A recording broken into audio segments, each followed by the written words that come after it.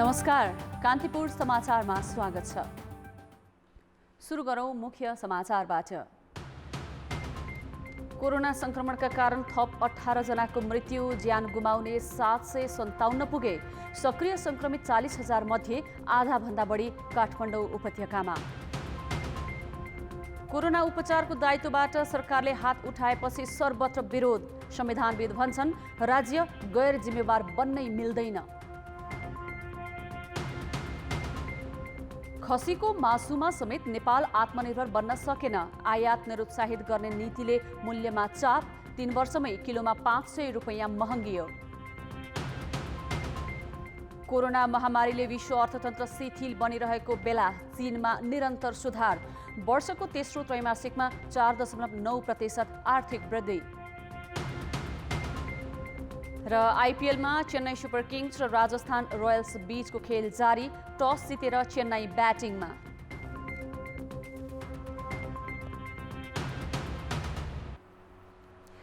Corona virus संक्रमणका कारण थप 18 जनाको मृत्यु भएको छ। भाइरसका बिरामीमध्ये मृत्यु हुनेको संख्या 757 पुगेको छ। देशभर सक्रिय संक्रमितको संख्या 40,000 नागेको छ। यीमध्ये आधाभन्दा बढी अर्थात् 21,500 बिरामी काठमाडौँ उपत्यकाभित्र छन्। गएको 24 घण्टामा 15,700 नमुना परीक्षण गर्दा 24% संक्रमण देखिएको छ। 3790 जना नयाँ व्यक्तिमा भाइरस देखिँदा 63% काठमाडौँ उपत्यकाका हुन्। उपत्यकामा आज मात्र 2388 जना थपिएका छन्। अहिलेसम्म देशभर संक्रमितको संख्या 1,36,000 नागेको छ। सक्रिय संक्रमित मध्ये 66% घरमै छन्। 282 जनाको आइसियु र 63 जनाको भेन्टिलेटरमा उपचार भइरहेको छ। पछिल्लो 24 घण्टामा 2388 जना निको भएपछि संक्रमण मुक्त हुनेको संख्या 94,500 नाघेको छ। कोभिडका बिरामीको उपचारबाट सरकारले हात उठाएपछि त्यस्तै महामारी थप भयावह हुने जोखिम बढाएको छ। महँगो शुल्क तिर्नुपर्ने निर्णयले लक्षणसहितका बिरामी घरमै बसी संक्रमण थप भयावह हुने जोखिम त छँदैछ, मृत्युदर पनि डरलाग्दो रूपमा बढ्ने चिकित्सकहरूको आकलन छ।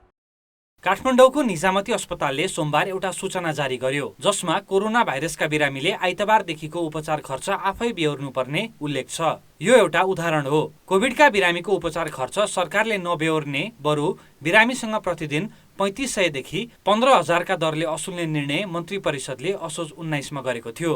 2 सातासम्म गुपचुप राखिएको त्यो निर्णय स्वास्थ्य मन्त्रालयले आइतबार सार्वजनिक गरेपछि सरकारी अस्पतालहरूले धमाधम सूचना निकालेका हुन्। संक्रमित र जटिल समस्या देखिने बिरामी दुवै बढिरहेका बेला सरकारी निर्णय प्रत्युत्पादक हुने देखिन्छ।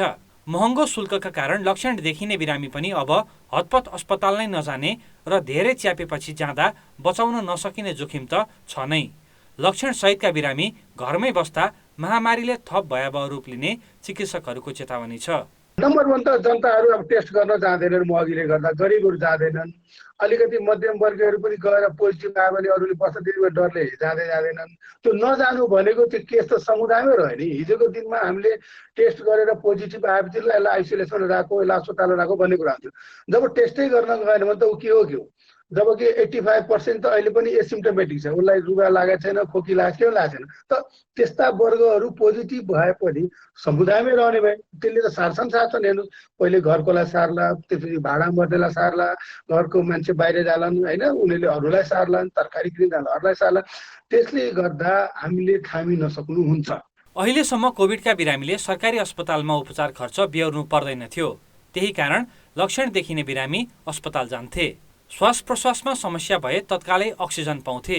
यसले मृत्युदर केही हदसम्म नियन्त्रणमै थियो। तर संविधान र कानुन अनुसार निशुल्क पाउनुपर्ने उपचारमा सरकारले महँगो शुल्क तोकेकाले अब बिरामी सकेसम्म रोग सहेरै घरमा बस्ने जोखिम हुन्छ। त्यसको परिणाम मृत्युदर वात्तै बढ्ने जनस्वास्थ्यविदको आकलन छ। त्यसको अर्थ के हुन्छ भने स्रोत परिचालन गर्नमा चाहिँ हाम्रो कति कमजोरी रह्यो जस्तो मलाई लाग्छ। यो जुन स्वास्थ्य सेवाको मूल्य आम नागरिकहरूले चुकाउनु पर्ने अवस्थामा चाहिँ अत्याधिक बहुसंख्यक नागरिकहरू अब स्वास्थ्य सेवाबाट चाहिँ वञ्चित हुने स्थिति आउँछ। र यो स्वास्थ्य सेवाबाट वञ्चित हुँदाखेरि हामीले चाहिँ धेरै ठुलो क्षति चाहिँ वहन गर्नुपर्ने हुन सक्छ। त्यो क्षति कति हुन्छ भन्ने बारेमा अहिले नै तत्कालै हामीले चाहिँ आँकडा दिन सक्दैनौँ। तर त्यो क्षतिको चाहिँ हामी अनुमानसम्म गर्न सक्छौँ। कि हाम्रो लागि चाहिँ त्यो साह्रै नै दुःखपूर्ण हुन्छ। सत्तामा बस्ने र सत्तासँग नजिक नेताको उपचारमा राज्य कोषबाट जति पनि रकम खर्च गर्ने सरकारले जनताको स्वास्थ्यलाई भने पुरै उपेक्षा गरेको छ। महामारी रोकथाममा असफल सरकारले उपचारबाट पनि हात झिकेपछि स्थिति भयावह हुनेमा दुई मत छैन। कान्तिपुर समाचारका लागि कृपाल गौतम, काठमाडौँ। कोरोनाको परीक्षणदेखि उपचारसम्मको खर्च बिरामी आफैले बेहोर्नुपर्ने भन्दै सरकारले हात उठाएपछि सर्वत्र विरोध भएको छ। महामारीको अत्यास लाग्दो समयमा अभिभावक बन्नुपर्ने सरकारले नै जनताको उपचार गर्न सक्दिन भन्नु गैर जिम्मेवारीको पराकाष्ठा रहेको संविधानविदहरूले बताएका छन्। नागरिकलाई अप्ठ्यारो परेको बेला राहत दिनुपर्ने सरकारले लकडाउन र निषेधाज्ञाले अत्यास लाग्दो अवस्थामा पुगेका जनताको उपचार गर्ने दायित्वबाट हात झिकेको भन्दै सबैतिरबाट आलोचना भएको छ। असोज 15 को मन्त्री परिषदले गरेको निर्णय 2 साताभन्दा बढी लुकाएर आइतबार स्वास्थ्य मन्त्रालयले कोभिड उपचारको खर्च व्यक्ति आफैले बेहोर्नुपर्ने भनेको थियो। अति विपन्न र अग्रपङ्क्तिमा खट्ने बाहेक अरूको उपचार शुल्क उठाउने सरकारको यो निर्णय कोरोनाको सबै उपचार निशुल्क गर्न सर्वोच्च अदालतले दिएको आदेशसँग पनि बाजिएको छ। आधारभूत स्वास्थ्य सेवाको हक संविधानले नै प्रत्याभूत गरेको र सरुवा रोगको उपचार सरकारले निशुल्क गर्नुपर्ने कानुनको व्यवस्थालाई समेत सरकारले वास्ता नगरेको संविधानविदको टिप्पणी छ। कोरोनाको चाहिँ अहिलेको जुन प्रकरण छ त्यो सरुवा रोगसँग सम्बन्धित छ। सरुवा रोग भएको कारणले गर्दा जुन जनस्वास्थ्य ऐन छ नेपालको, त्यस अन्तर्गत यसलाई चाहिँ निशुल्क चाहिँ सरकारले आधारभूत स्वास्थ्यका रूपमा सम्पूर्ण किसिमको चाहिँ उपचार प्रदान गर्नुपर्ने भन्ने बारेमा सर्वोच्च अदालतको व्याख्या असाध्यै प्रष्ट देखिन्छ। अब अदालतले प्रष्ट रूपमा सार्वजनिक गरिसकेको जुन एउटा कानुनको स्थिति छ त्यस अनुसार कार्यान्वयन गर्ने हो। सरकारसँग छनौट गर्ने अधिकार छैन यस विषयमा। विश्वका धेरै देशले उपचार निशुल्क गर्नुका साथै महामारी र यसबाट उत्पन्न अन्य असरका कारण परेको मर्का कम गर्न जनतालाई राहतका विभिन्न कार्यक्रम घोषणा गरेका छन्। महामारीबाट जनताको जीवधन जोगाउनु राज्यको आधारभूत दायित्व रहेको भन्दै संसदीय समितिहरूले पनि अति आवश्यक भेन्टिलेटर, आइसियु तथा अस्पतालको क्षमता बढाएर उपचार प्रभावकारी बनाउन बारम्बार निर्देशन दिँदै आएको छ। तर संसदीय समितिका यी निर्देशनबाट पनि सरकार पन्छिन खोजेको सांसदहरूको बुझाइ छ। स्वास्थ्य शिक्षा लगायतका आधारभूत विषयहरूमा सरकारले जे संविधानमा जे उल्लेख भएको छ त्यो लागू गरेर जानै पर्छ। तर अहिले यो संक्रमणको अवस्थामा असाध्यै सङ्कटको बेलामा सरकारले केही नयाँ ढङ्गले सोच्न पनि सक्छ। तर केही विषयमा यो आम जनताको विषयमा, आम नेपालीहरूको विषयमा हेर्दाखेरि मलाई लाग्छ अब धेरै जस्तो तल्लो वर्गको जनताहरूले आफैले उपचार गर्न सक्दैन। यो कुरा चाहिँ गलत भएको छ। हुन त अहिले पिसिआरदेखि लिएर सबै उपचारको विषयमा सरकारले पनि बेहोरिरहेको छ। तर यो आमको रूपमा जो गएको छ यो चाहिँ गलत हो। नागरिकलाई अप्ठ्यारो पर्दा संरक्षण दिनु र दुःख पीडामा मलम लगाउनु सरकारको प्रमुख दायित्व हो। अझ यिनै नेताहरू आफ्नो उपचार निशुल्क गर्ने, विदेशमा गएर राज्यको खर्चेर स्वास्थ्य लाभ गर्ने, तर यति ठुलो महामारीका बेला जनताको दायित्वबाट भने पन्छिने कुरा झनै सङ्गतिपूर्ण छैन। कान्तिपुर समाचारका लागि दीपक आचार्य, काठमाडौँ। कोरोना संक्रमितबाटै उपचारमा लागेको खर्च असुल्ने सरकारको निर्णय संविधान, कानुन र लोक कल्याणकारी राज्यको अवधारणाको कसीमा कस्तो देखिन्छ त? सर्वोच्च अदालतका पूर्व न्यायाधीश बलराम केसीसँग हाम्रा सहकर्मी डीपी उपाध्यायले गरेको यो छलफल हेरौँ। हाम्रो संविधानले नागरिकको स्वास्थ्य सुविधा पाउने अधिकारलाई मौलिक हकमा राखेको छ। सर्वोच्च अदालतले पनि केही दिन अगाडि खास गरी महामारी कोभिडलाई लिएर निशुल्क उपचारको व्यवस्थाको ग्यारेन्टी गर भनेको छ। तर सरकारले त्यो आदेश आएको 1 हप्ता पनि नबित्दै अब हामी उपचार गर्न सक्दैनौँ भनेर हात उठायो। यसरी लोकतान्त्रिक शासन व्यवस्था संविधान मान्छु भनेर आएको सरकारले अब तिम्रो उपचार म गर्दैन भनेर आफ्नो नागरिकलाई भन्न मिल्छ? यो अलिकति सरकारको जुन काम कारबाही ठिक भएन। किनभने तपाईँको नेपाल त एउटा जन कल्याणकारी राज्य, वेलफेयर स्टेटको लक्ष्य छ। तपाईँको संविधानको धारा 35मा लेखा छ। त्यसमा के छ भने नेपाली नागरिकलाई निशुल्क स्वास्थ्य सेवा उपलब्ध हुने भनेर भनेको छ। अहिले तपाईँको देशमा कोभिडको महामारी छ, मान्छेको अहिले इन्कम घट्या छ, व्यापार उद्योग चलेको छैन, पेसा सबको स्थगित छ, सबै खेतीमा निर्भर गर्नुपर्ने छ। अनि फेरि त्यो कोभिडले मान्छे बिरामी छन्, उपचार एक्सपेन्सिभ छ। अनि सबभन्दा के भने गभर्मेन्टले हेर्ने त मौलिक हकहरू हो। गभर्मेन्टको कुनै पनि कामबाट मौलिक हक र संविधान उल्लङ्घन हुँदैन। अदालतको आदेश आवश्यक पर्दैन थियो। एक व्यक्ति गएर रिट दिन गएछ, अदालतले के भन्दै भनेदेखि उसले चाहिँ आफ्नो धर्म निभायो। उसले संविधानको धारा 38 धारा 35 मा चाहिँ नि राइट टु हेल्थको चाहिँ नि अधिकार मौलिक हक दिएको छ। अब हामी अदालतको काम त त्यो हकलाई चाहिँ इन्फोर्स गरिदिने हो। बरु अरू खर्च कटौती गरेर हेर्नुहोस्, नेपालमा कति तपाईँको फजुल खर्च भइरहेका छन्। केही महिना अगाडि मैले पेपरमा पढेको थिएँ, 3 महिनामा 20 अरब सरकारले उसमा फजुल खर्च भनेको के भने तपाईँको यो भोज भत्याहरूमा चाहिँ नि खर्च गरेको रहेछ। अहिले पनि कर्टेल गर्न सकिन्छ।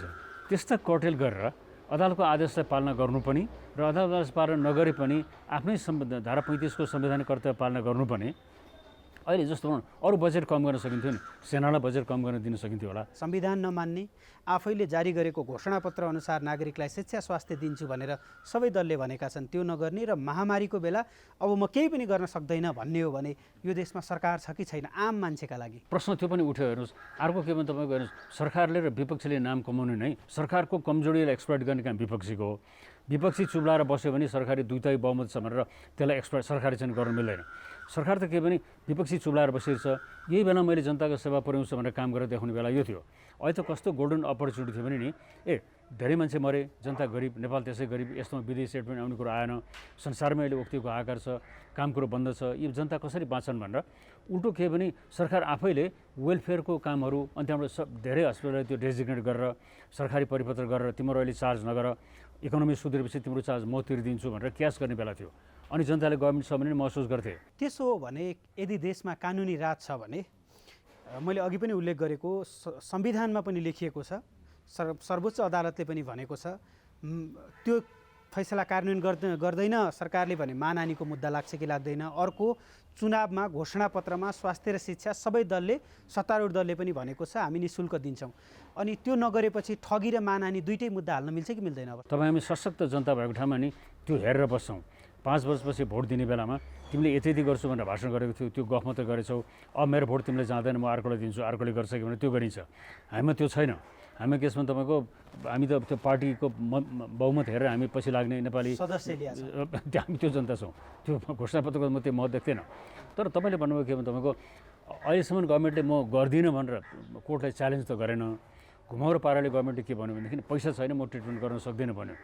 यतिकै अर्को गर्दिनँ भनिहाले पनि छैन। यतिकै अब कसैले कन्टेम्प त लगिदिइहाल्लान्, तर यतिकै आधारमा चाहिँ कन्टेम्प्चुअस भनिहाल्न अलिक गाह्रो छ, किन त्यो बेला भइसकेको छैन। के गर्दैन भन्ने सरकारलाई त्यो हिम्मत सरकारमा रहेका अधिकारीहरूका कारणले आयो वा सरकारको नियतै खराब, के भन्न मिल्छ? कता कता बढ्ता बहुमत आयो भने त्यो आफ्नो कर्तव्यपट्टि चुक्छ गभर्मेन्ट। फेरि त्यसमाथि त्यो झन् अपोजिसन फितलो काम नलाग्ने बत्ती बालेर खोज्नु पर्ने भने त झनै त्यो सरकारको रजाइ बढ्छ। त्यो अहिले तपाईँले विपक्षी छ कि छैन बत्ती बालेर खोजे हुन्छ, पाउनु गाह्रो छ। अब यस्तो अवस्थामा गभर्मेन्ट अलिकति एरोगेन्ट हुन्छ। गभर्मेन्टको नेचरै त्यही हो। गभर्मेन्टले जब बढी पावर हुन्छ उसले संविधानै संशोधन गर्न खोज्छ, ऐन ल्याउन, अध्यादेश ल्याउनु त गभर्मेन्टलाई मामुली कुरो हुन्छ यस्तोमा। त्यस कारण कन्ट्रोल गर्ने चाहिँ विपक्ष त्यो नेपालमा छैन, विपक्ष त हराइसक्यो। अहिले आम मान्छेहरू प्रश्न गर्न थालेका छन्, सरकारले केही पनि म गर्दैन भन्ने स्थिति आयो। आइसोलेसन सुरुमा म अब सक्दैन, घरमै बस, बेहोस भएपछि आऊ भन्यो, अझ त्यसपछि अहिले अब उपचार गर्दैन भन्यो, सब व्यवस्थापन आफू गर्दैन भन्यो। नागरिक अब के का लागि राज्य छ भन्ने, जन्म दर्ता, मृत्यु दर्ता र कर तिर्नका लागि मात्रै भनेर सरकारमाथि व्यङ्ग्य गर्छन्। जनताको सोचाइ त्यतापट्टि गइरहेछ र जान्छ पनि। किनभने हेर्नुहोस् न, जस्तो त्यो यो अहिले 6 महिनामा त जुन यो अरू आइडल बसेका छन् नि, व्यापार उद्योग आइडल बसेको छन् नि, केही महिना अगाडि त मान्छे कोर्टमै जानु पऱ्यो नि, हाम्रो ट्याक्स चाहिँ 2 महिना 3 महिना रोक्दियो भनेर जानु पऱ्यो नि। यो त गभर्मेन्ट आफैले के भनेदेखि कर असुल्ने भने त के भने जब अर्थतन्त्र स्थिरता आउँछ, जब इन्कम गर्न थाल्छन् त्यो बेला हो। अहिले त गभर्मेन्टले के सोच्नुपर्छ, मलाई अहिले तिम्रो कर चाहियो होइन, तिमीले इन्डस्ट्री थामथुम गरिदेऊ, कमसेकम बेरोजगारी त घट्छ नि। त्यो भने कमसेकम नेपाली नागरिकलाई काम त पाउँछन्। बरु अहिले ट्याक्सतिर म पोस्टपोन गर्छु, मेरो लग्जरी खर्च रोक्छु भनेर त्यतापट्टि गभर्मेन्ट जानु पर्थ्यो, त्यो गएन। अब यो अहिले यो अलिकति आफ्नो कन्स्टिट्युसनल ड्युटी, संवैधानिक कर्तव्यबाट चाहिँ नि च्युत भएको जस्तो देखियो। यो भन्न नहुने थियो। सरकारले कोभिडका बिरामीको उपचारबाट हात झिक्ने निर्णयको बचाउ गरेको छ। सरकारका प्रवक्ता पार्वत गुरुङले मन्त्री परिषद बैठकले असोज 26 र 29 गते गरेका निर्णय आज सार्वजनिक गर्ने क्रममा कसैलाई पनि उपचारबाट वञ्चित गर्ने नीति नरहेको बताए। उनले स्वास्थ्य संरचना विस्तारका साथै परीक्षणको दायरा बढाएर सबैलाई उपचार सुविधा उपलब्ध गराएको दावी गरे। राज्यले सबै नागरिकको स्वास्थ्य उपचारको व्यवस्था र प्रबन्ध मिलाएको छ। सरकारले स्वास्थ्य संरचनाको विस्तार गरेको छ र परीक्षणको दायरा फराकिलो बनाएको छ र सबैलाई उपचारको सुविधा र उपलब्ध गराएको छ। विशेषतः प्राथमिकता उपचारको निम्ति विपन्न वर्ग, आर्थिक रूपमा विपन्न वर्ग, असहाय, अशक्त, एकल महिला, अपाङ्गता, ज्येष्ठ नागरिक र विशेष रूपमा यी वर्गको निम्ति निःशुल्क उपचारको व्यवस्था गरिएको छ। सरकारले कोरोना महामारी बढेपछि काठमाडौँ उपत्यका लगायतका बढी प्रभावित जिल्लाहरूमा क्वारेन्टिनलाई आइसोलेसन सेन्टरको रूपमा विकास गर्ने निर्णय गरेको छ। मन्त्री परिषदले 15 दिनभित्र काम गर्ने गरी यसको जिम्मा स्वास्थ्य मन्त्रालयलाई दिएको छ। संक्रमण फैलिरहेका जिल्लामा आइसोलेसन सेन्टरमा जेनरल वार्डको व्यवस्था गर्ने तथा उपत्यकाका कोभिड अस्पतालहरूमा 2000 को सङ्ख्यामा आवश्यक उपकरणसहित हाई डिपेन्डेन्सी युनिट 15 दिनभित्र स्तरोन्नति गर्ने निर्णय पनि गरेको छ। अब बाँकी समाचार। प्रधानमन्त्री केपी शर्मा ओलीले प्रदेशलाई केन्द्रकै एक प्रशासनिक इकाइ भनेपछि नेकपामा अर्को विवाद थपिएको छ। कर्णाली प्रदेशका मुख्यमन्त्री सहितका नेताहरूसँगको भेटमा प्रदेश सरकारलाई केन्द्र सरकारकै इकाइ भएको विवादास्पद अभिव्यक्ति दिएपछि प्रधानमन्त्री आलोचित भएका हुन्। प्रधानमन्त्री ओली शनिबार बालुवाटार निवासमा कर्णाली प्रदेशका मुख्यमन्त्री महेन्द्र बहादुर साई लगायत नेतासँगको छलफलमा थिए। असोज 25 गते साई विरुद्ध संसदीय दलमा अविश्वास प्रस्ताव दर्ता भएपछि पार्टी भित्रको किचलो मिलाउन साई र उनी विरुद्ध प्रस्ताव दर्ता गर्न अगुवाई गर्ने एमलाल कणेल लगायतका नेतालाई बोलाइएको थियो। छलफलमा साई र कणेलका अलावा कर्णाली प्रदेशकै अन्य 2 नेता पनि थिए। उनीहरूसँगको छलफलमा ओलीले प्रदेश सरकारलाई केन्द्र सरकारकै प्रशासनिक एकाइ भएको विवादास्पद अभिव्यक्ति दिए। अलिकता फरक हो, मान्छे तब त मिलाउनु पर्छ नि त, त्यसले लागि नै कामा त हुन्छ त। तपाईँले भने जस्तो त्यो पाइप पनि नमिल्ने केही पनि हुँदैन त भएर भन्ने स्यामस्याममा कुरा गरे हो। मन त के थियो थाहा भएन, बाहिरी पनि त्यही थियो, वक्तव्य भाषा त्यही थियो। पार्टी अध्यक्षका नाताले ओलीले पार्टीका नेतालाई बोलाएर विवाद समाधानको पहल गर्नु स्वाभाविकै हो। तर उनी देशका कार्यकारी प्रमुख हुन्, त्यसैले संघीयता कार्यान्वयन गर्ने मुख्य जिम्मेवारी पनि उनैको हो। तर उनले पार्टी विवाद मिलाउन डाकिएका नेता सामु दिएको अभिव्यक्तिले प्रदेश सरकारको स्वायत्ततामाथि प्रश्न उठाएको छ। त्यही कारण उनी यतिखेर आलोचित भइरहेका छन्। उनले नबुझेर भन्दा पनि प्रदेश सरकारलाई कमजोर देखाउन जानाजान यस्तो अभिव्यक्ति दिएको संघीय मामिलाका जानकारहरूको बुझाइ छ। अब यो चाहिँ प्रशासनिक इकाइ हो भन्ने कुरा चाहिँ 100% गलत कुरा हो। यो प्रधानमन्त्रीको कुर्सीमा बसेर भन्न सक्ने, भन्न लायक कुरा होइन। यसमा चाहिँ प्रधानमन्त्रीज्यूले चाहिँ माफी माग्नुपर्छ। किन हुनुहुन्छ भने यो संविधान अन्तर्गत उहाँ प्रधानमन्त्री भइरहनु भएको छ। यो संविधान नरहने हो भने उहाँ पनि रहनुहुन्न। त्यस कारणले गर्दा यो संविधान अन्तर्गतको संहितामा केन्द्रकै यो प्रशासनिक इकाइ हो भन्ने जुन भनाइ छ उहाँको, त्यो चाहिँ 100% गलत छ। त्यसो त प्रधानमन्त्री ओलीले गत वर्ष धादिङको एउटा सार्वजनिक कार्यक्रममै स्थानीय तर प्रदेश केन्द्रकै एकाइ भएको बताएका थिए। संविधानले 3 तहका सरकारलाई सहकारिता, समन्वय र सहअस्तित्वको सिद्धान्तमा अगाडि बढ्न निर्देशित गरेको छ। तर प्रधानमन्त्रीले यस विपरीत सबै तहलाई आफू मातहतको एकाइ भन्दै आफ्नै निर्देशन र आशयमा चल्नुपर्ने सन्देश दिन खोजेको देखिन्छ। कान्तिपुर समाचारका लागि बाबुराम तिमिल सिन्हा, काठमाडौँ। नेपाली कांग्रेसका वरिष्ठ नेता रामचन्द्र पौडेलले आफू र पार्टी सभापति शेरबहादुर देउवाले पार्टीको कार्यकारी भूमिका छोड्नुपर्छ भन्नेहरूलाई लोकतन्त्र विरोधीको संज्ञा दिएका छन्। कान्तिपुर टेलिभिजनको कार्यक्रम फायर साइडसँगको कुराकानीमा नेता पौडेलले कसैलाई पनि जबरजस्ती पार्टीबाट हटाउँछौ भन्नेहरू कसैको ग्रान्ड डिजाइनमा बोलेको आरोप उनले लगाएका हुन्।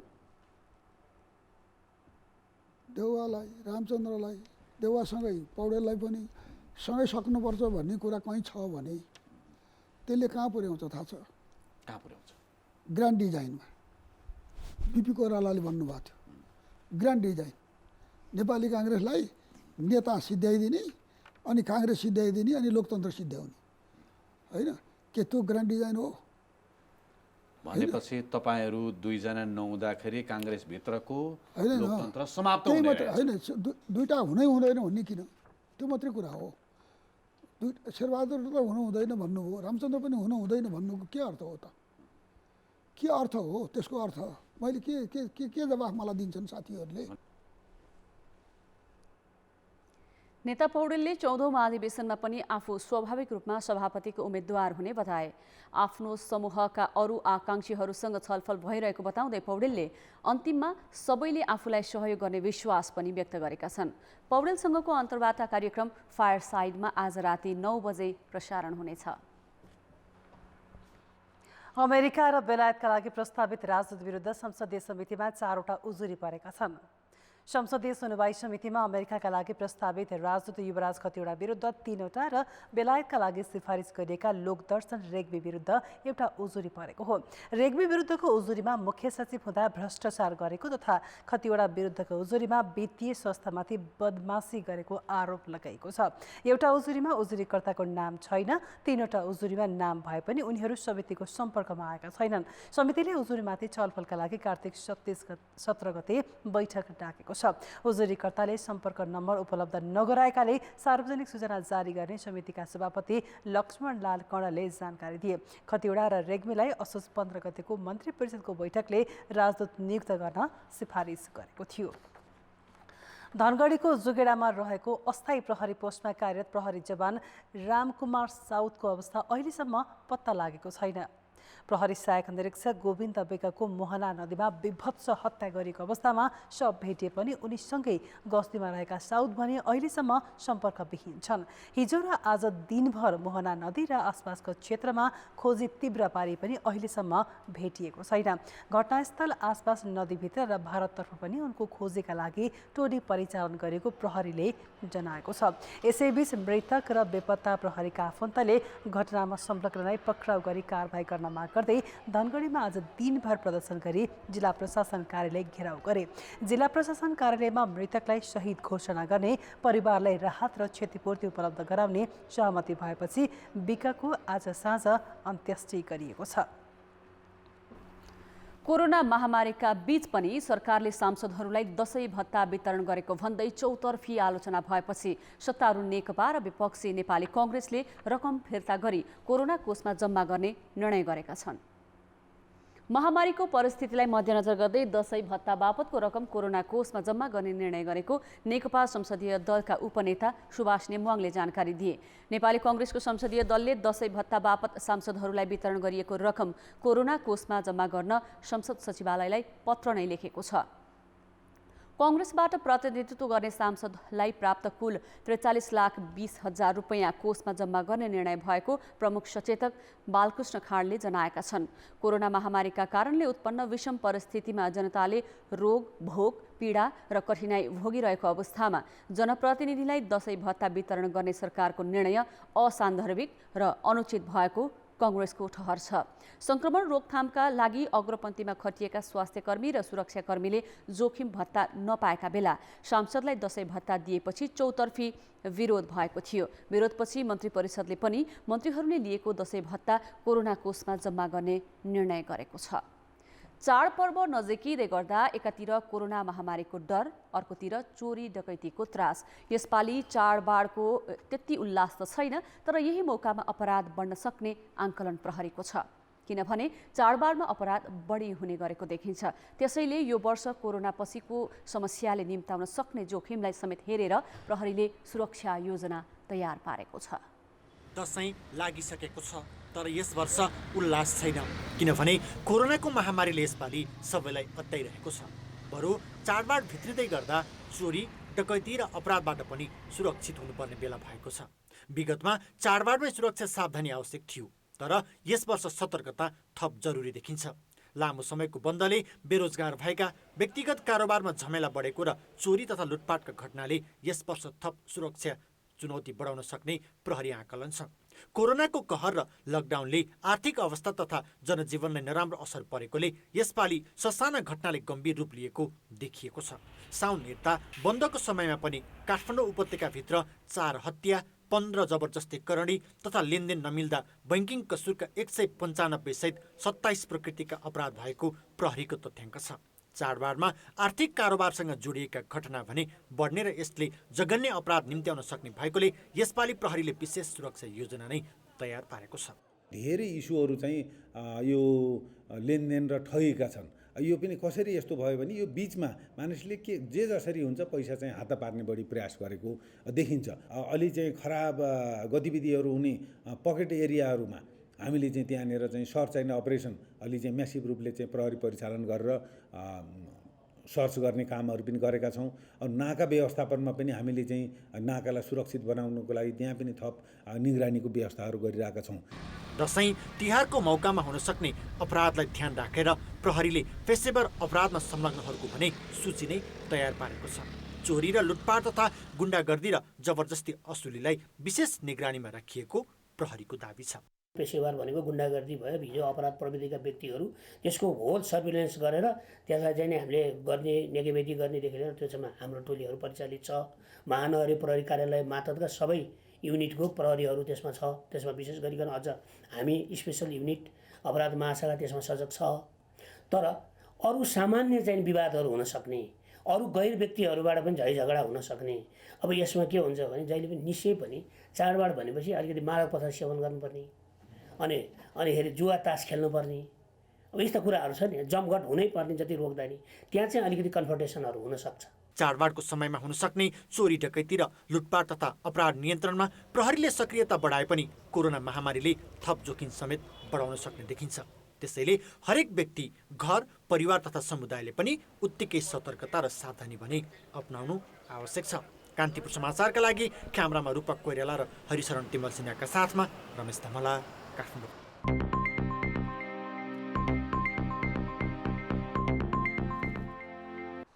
सरकारी स्वामित्वको खाद्य व्यवस्था तथा व्यापार कम्पनीले अघिल्ला वर्ष जस्तै यसपालि पनि दसैँका लागि खसी बोकाको बिक्री सुरु गरेको छ। उस्तै बजारमा मूल्य नियन्त्रण गर्न बिक्री सुरु गरेको भने पनि उपभोक्ताले महँगो रकम तिर्न बाध्य छन्। सरकारले खसी बोकाको आयात निरुत्साहित गरेकाले मासुको मूल्य आकाशिएको हो।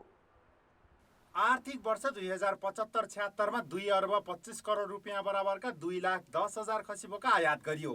तर त्यो सङ्ख्या गत आर्थिक वर्ष 10,000 मा सीमित भयो। 12 करोड मूल्यका खसी बोका मात्र आयात भएको भन्सार विभागको तथ्याङ्क छ।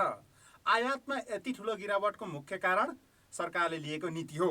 गत आर्थिक वर्षदेखि आयात हुने खसी बोका र पशुपन्छीमा निरोगिताको प्रमाणपत्र चाहिने व्यवस्था गरिनुका साथै भन्सार पनि 5%बाट 10% पुर्याइएको थियो। आयात निरुत्साहित गरिनु अस्वाभाविक नलागे पनि त्यसको सोझो मार भने उपभोक्ताले झेल्नु परेको छ। काठमाडौँमा उपभोक्ताले अहिले 1 किलो मासुलाई 1300 रुपियाँ तिरिरहेका छन्। खाद्य व्यवस्था तथा व्यापार कम्पनीले 1000 खसी बोका बेचेका आधारमा बजारमा खसीको मासुको मूल्य घट्ने देखिँदैन। भारतबाट डाइरेक्ट त्यो भएर आएको छैन होइन। अब लिगल्ली भारतै भनेर आएको छैन। अब कहीँबाट लुकिछिपी खुल्ला बोर्डर, ओपन बोर्डरको कारणले कसैले फाइदा उठाएर भित्र ल्याएर नेपाली चाहिँ ऊ बनाएर लिएर आउँदा त्यो बेग्लै कुरा, हामीले त्यसमा उ गर्ने कुरा भएन। पशु सेवा विभागका अनुसार नेपालमा खसी बोकाको मासु वार्षिक 42 लाख किलो उत्पादन हुन्छ। 31.5 लाख गाउँघरमै खपत हुन्छ भने बाँकी 10.5 लाख किलो सहरमा खपत हुने गरेको छ। आन्तरिक उत्पादनले माग नधान्ने भएकाले भारतबाट आयात गर्नुको विकल्प छैन। व्यापारीले निरोगिताको प्रमाणपत्र देखाउनु पर्ने र 10% भन्सार तिर्नुपर्ने व्यवस्थाका कारण मुख्य नाकाको साटो लुकीछिपी ल्याउने गरेका छन्। त्यही कारण भन्सारको तथ्याङ्कमा नदेखिएको हो। सरकारी अधिकारी भने भन्सारको तथ्याङ्क नदेखिएकै आधारमा आन्तरिक उत्पादन बढेको झुटो दावी गरिरहेका छन्। उत्पादन बढाउने ठोस कार्यक्रम भने सरकारसँग छैन। फार्महरूलाई चाहिँ हामीले यो Nepal livestock sector innovation project मार्फत पनि पूरक अनुदान दिएर कार्यक्रमहरू हामीले लाइभस्टकमा, डेरीको भ्यालु चेनमा र बाख्राको भ्यालु चेनमा हामी कार्यक्रम दिँदैछौँ। र हामीले स्थानीय तहसँग साझेदारीमा कार्यक्रम करिब 400 गाउँपालिका अथवा स्थानीय तहसँग हाम्रो डाइरेक्ट समन्वय भइरहेछ। त्यहाँ पनि धेरै किसानहरू प्रत्यक्ष रूपमा लाभान्वित हुनुहुन्छ। सरकारले कृषि र पशुजन्य उत्पादनमा 2 वर्षभित्र परनिर्भरता अन्त्य गर्ने भनेको 6 वर्ष भइसकेको छ। परनिर्भरता अन्त्यका लागि आन्तरिक उत्पादन बढाउनु पर्ने भए पनि किसानलाई आकर्षित गर्ने कार्यक्रम छैनन्। त्यही कारण व्यापारीले भारतबाट लुकाई छिपाई ल्याएर महँगो मूल्यमा बेचिरहेका छन्। कान्तिपुर समाचारका लागि क्यामेरामा विनोद कोजुका साथ सुमन पन्थ, काठमाडौँ। लोकसेवा आयोगले पूर्वनिर्धारित परीक्षा स्थगित गरेको छ। आयोगले आफ्ना कर्मचारीमा कोरोना भाइरस संक्रमण पुष्टि भएपछि मुख्य शाखा नै बन्द गर्नु परेको र परीक्षार्थीमा पनि संक्रमणको भय बढेकाले परीक्षा स्थगित गरिएको जनाएको छ। आयोगले आज निजामती सेवा सुरक्षा निकाय र सङ्गठित संस्थातर्फका लिखित परीक्षा अनिश्चितकालका लागि स्थगित गरेको हो। परीक्षा कार्तिक 16 गते गर्ने तालिका रहेको थियो। संक्रमित व्यक्तिले परीक्षा दिन नपाउने गरी असोज 12 मा मापदण्ड बनाएपछि आयोग विवादित भएको थियो। केही दिन पहिले सर्वोच्च अदालतले आवेदन भरेका सबैले परीक्षा दिन पाउने व्यवस्था गर्न आदेश दिएपछि आयोग परीक्षाको व्यवस्थापनलाई लिएर तनावमा थियो। कोरोना संक्रमणले आयोगले चैत्यता कुनै पनि परीक्षा लिन सकेको छैन।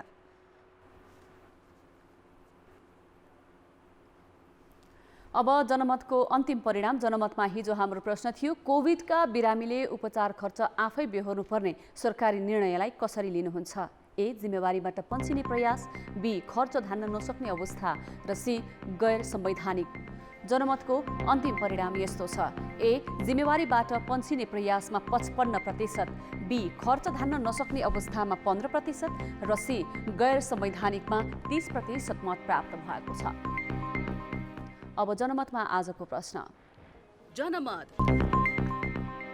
सांसद र मन्त्रीको दशैं भत्ता फिर्ता गर्ने निर्णयलाई के भन्नुहुन्छ? ए, दबावको परिणाम, बी, लोकप्रियताको खोजी र सी, पहिल्यै सोच्नु पर्थ्यो।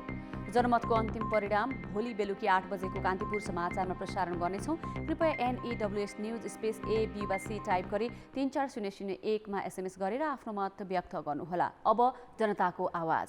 हामीले विराटनगरमा सोधेका छौँ, कोरोना भाइरसका संक्रमितले उपचार खर्च आफै बेहोर्नुपर्ने सरकारको निर्णयलाई के भन्नुहुन्छ?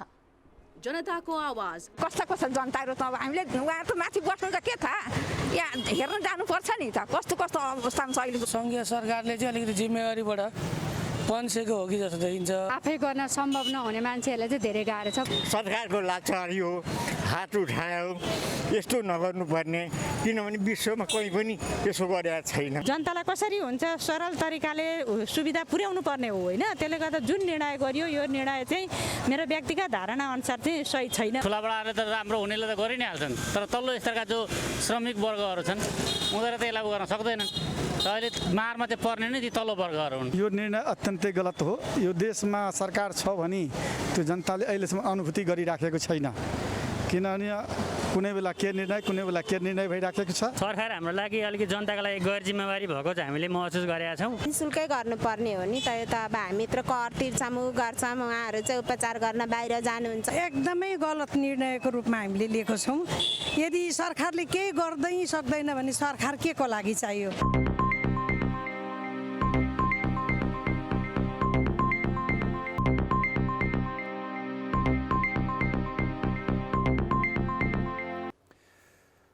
यो बेला भलिबल खेलाडीलाई प्रतियोगिताको चापले भ्याइ नभ्याइन्थ्यो, तर कोरोना महामारीका कारण यसपालि खेलाडी फुर्सदिला बनेका छन्।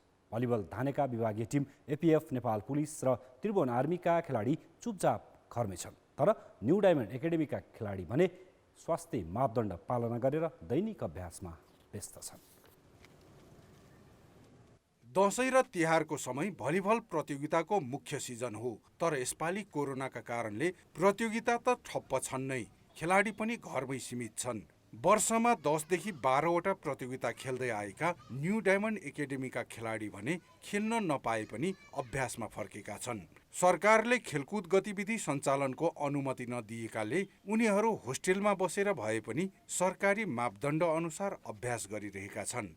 कम्पाउन्डभित्र ट्रेनिङ गर्दाखेरि त अरूसँग टच पनि हुने कुरा आएन, अरूसँग के अरे अरूलाई भेट्ने नि कुरा आएन, अरूले भेट्ने नि के अरे अरूलाई भेट्न जाने नि कुरा आयो। अनि यो त कम्पाउन्डभित्र भयो, अनि हामीले खेलेनौँ भने त हाम्रो स्वास्थ्य बिग्रिने भयो। त्यो कारणले गर्दा हाम्रो स्वास्थ्यलाई राम्रो गर्नको लागि कोरोनाबाट बच्नलाई पनि बाध्यतापूर्वक हामीले खेल्नै पर्ने भएर हामी चाहिँ यहाँ खेलेका हौँ। कोरोनाकै कारण चैतमा लकडाउन सुरु भए यता खेलकुद ठप्प छ। प्रमुख आर्थिक स्रोत मानिने प्रतियोगिता त हुने कुरै भएनन्। त्यसैले आय स्रोत समेत गुमाएका खेलाडीहरू शारीरिक र मानसिक समस्या नहोस् भनेर पनि अभ्यासलाई प्राथमिकतामा राखेका हुन्। यहाँ खेल्न पाइरहेकोले चाहिँ हाम्रो एकदम फिटनेस पनि राम्रो भइरहेको छ। फिटनेस सँगसँगै अब हाम्रो फिटनेस राम्रो भएपछि कोरोनासँग लड्न पनि एकदम इफेक्टिभ भइरहेको छ। हामी आउँदा जाँदा केही डर छैन हामीलाई।